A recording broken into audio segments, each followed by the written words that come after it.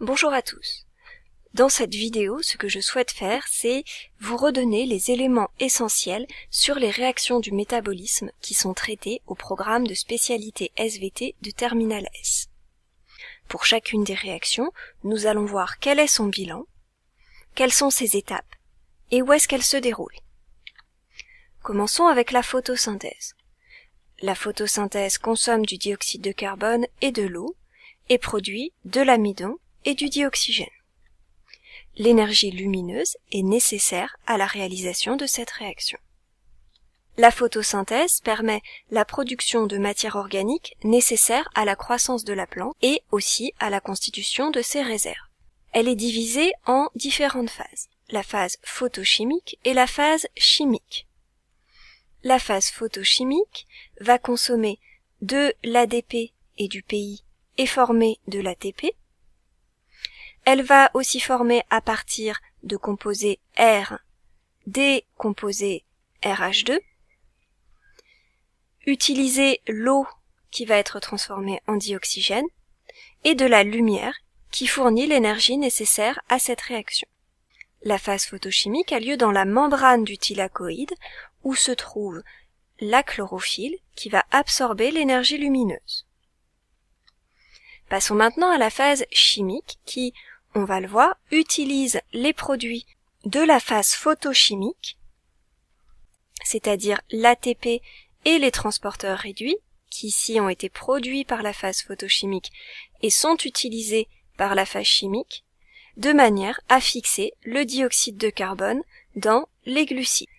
Cette réaction consomme donc du dioxyde de carbone, du RH2, de l'ATP et produit des glucides, des transporteurs à l'état oxydé R et de l'ADP plus PI. Cette réaction par contre a lieu dans le stroma du chloroplaste. Donc la photosynthèse a lieu au niveau des chloroplastes dans les cellules chlorophylliennes. Nous allons donc rappeler un petit peu leur structure. Le chloroplaste est un compartiment contenu dans la cellule chlorophyllienne. Par exemple, ici c'est un chloroplaste, ici un autre chloroplaste. Sur ce schéma, on voit que le chloroplaste est délimité par une double membrane et que le chloroplaste contient lui-même des compartiments délimités par une membrane, ce sont les thylakoïdes. Ce sont les thylakoïdes qui contiennent les chlorophylles qui absorbent l'énergie lumineuse. Ici, on trouve des grains d'amidon qui sont donc formés dans le stroma du chloroplaste.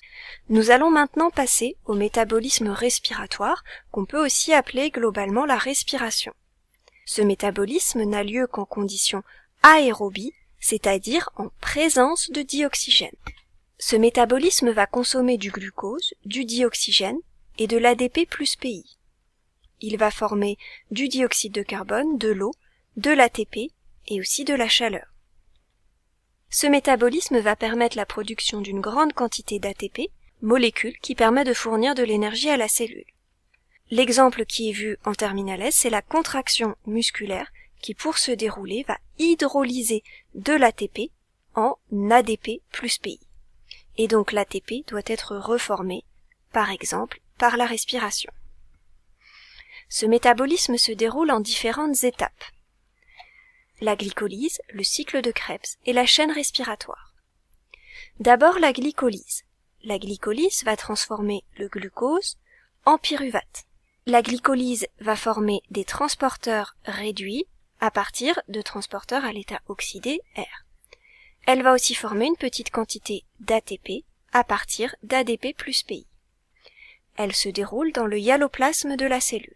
Ensuite, le cycle de Krebs qui va utiliser le pyruvate et le transformer en dioxyde de carbone. Le cycle de Krebs produit lui aussi des transporteurs réduits à partir de transporteurs à l'état oxydé. Il produit aussi un petit peu d'ATP à partir d'ADP plus PI et se déroule dans la matrice mitochondriale. Enfin, la chaîne respiratoire, elle, va utiliser les transporteurs réduits qui ont été produits par la glycolyse et le cycle de Krebs. Elle va aussi utiliser du dioxygène, ce qui va permettre de former de l'ATP à partir d'ADP plus PI. Le dioxygène est transformé en eau. Les transporteurs réduits sont oxydés et un phosphate inorganique est ajouté sur de l'ADP, ce qui permet de produire de l'ATP. La chaîne respiratoire permet de produire une grande quantité d'ATP, contrairement à la glycolyse. Elle se déroule dans les crêtes mitochondriales. Donc pour la localisation, on a détaillé dans le tableau et on va revoir ces différents emplacements dans la cellule, mais attention, la respiration a lieu dans toutes les cellules. Les cellules chlorophylliennes respirent. Elles ont besoin, elles aussi, d'ATP pour fonctionner, et cet ATP est produit par ce métabolisme respiratoire. Alors, pour rappel, le hyaloplasme, c'est le cytoplasme sans les organites, comme les mitochondries par exemple. Les mitochondries ici sont constituées d'une membrane externe, d'une membrane interne qui présente des replis, ce sont les crêtes mitochondriales. Les deux membranes délimitent un espace intermembranaire, et à l'intérieur de la membrane interne, on a la matrice mitochondriale. Nous avons ici une mitochondrie observée au microscope électronique à transmission, un microscope très puissant qui nous permet de discerner la membrane externe, la membrane interne, ainsi que les crêtes mitochondriales ici. Passons maintenant au métabolisme fermentaire, qu'on peut appeler globalement la fermentation, et qui se déroule en conditions anaérobie, c'est-à-dire en l'absence de dioxygène. Il existe différents types de fermentation, j'en ai détaillé deux ici.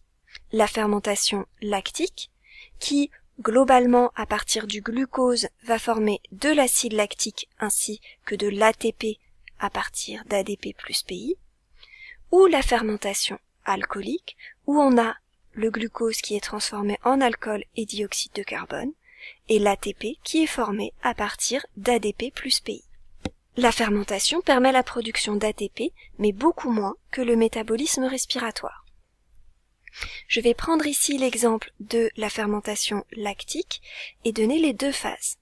Il y a la glycolyse, que l'on a vu tout à l'heure dans le métabolisme respiratoire, qui consomme du glucose et qui forme du pyruvate, et cette phase est suivie d'une fermentation qui va renouveler des composés R' à partir de composés R'H2. Ici, le R'H2 produit par la glycolyse est utilisé par la fermentation. Cette réaction se déroule dans le hyaloplasme. Donc la fermentation n'a pas besoin de mitochondries pour être réalisée. Nous avons vu les trois réactions principales. Je vais donc rappeler quelles réactions ont lieu dans quelles cellules. En rappelant les organites présents, les types de métabolisme, à la lumière quel type de réactions ont lieu et donc quel type d'échanges ont lieu, et même chose à l'obscurité. Dans une cellule animale, on a des mitochondries. Dans une cellule végétale chlorophyllienne, on a aussi des mitochondries et des chloroplastes. Les cellules animales sont donc capables de faire de la respiration ou de la fermentation.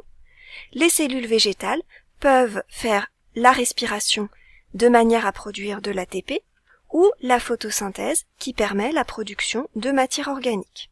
À la lumière, une cellule végétale va faire à la fois de la respiration et de la photosynthèse. Une cellule animale ne va faire que de la respiration.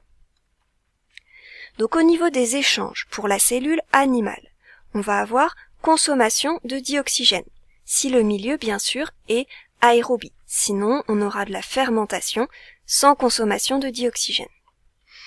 Et on va avoir production de CO2. Pour une cellule chlorophyllienne, on a ces deux réactions qui se déroulent. La respiration qui consomme du dioxygène et produit du CO2. Et la photosynthèse qui consomme du CO2 et produit du dioxygène. La photosynthèse consomme plus de CO2 que ce que la respiration produit. Et la photosynthèse produit plus de dioxygène que ce que la respiration consomme. Au bilan, on va donc avoir une consommation de dioxyde de carbone et une production de dioxygène. Ce n'est pas parce que la respiration ne se voit pas au niveau des échanges qu'elle n'a pas lieu. La respiration a bien lieu pour une cellule chlorophyllienne à la lumière. Maintenant, à l'obscurité, pour la cellule animale, on va avoir la même chose qu'à la lumière, mais pour une cellule végétale, il n'y a que la respiration qui peut avoir lieu. On aura donc consommation de dioxygène et production de dioxyde de carbone. Voici la source des images que vous retrouverez aussi dans la description de la vidéo. Je vous remercie pour votre attention et j'espère que cette vidéo vous aura aidé. Si vous trouvez que cette vidéo passe trop vite sur les étapes de la photosynthèse, de la respiration ou de la fermentation, je vous invite à consulter les autres vidéos sur ce sujet.